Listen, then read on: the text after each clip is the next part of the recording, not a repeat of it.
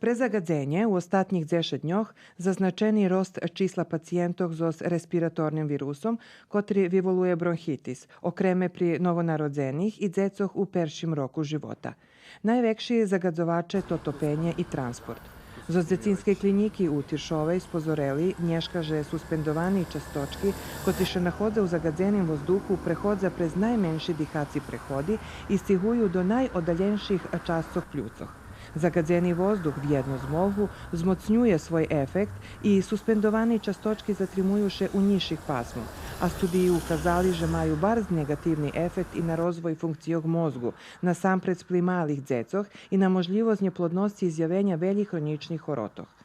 Teraz sezona virusnih infekcijoh i cali respiratorni trakt zalapeni, ta preto doktore spozorjuju, že dzeci obovjazno treba odvest do ljikara kad počvišano dihaju, kad še baže iz znoja, traca vozduh i kad njeprerivno kašlju.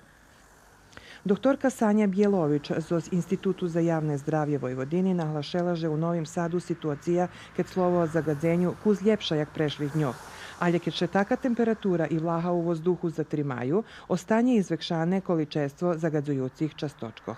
Воздух з великим количеством загадзуючих часточков виволує частіше кихання, кашляння і другі почешкості. Також особи, котрі мають таку файту проблему, не треба, že більше не потрібно викладали такому воздуху.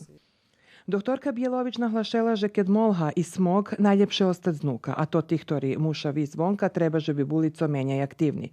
Doktorka nahlašela, že komercijalni maski nje pomahaju.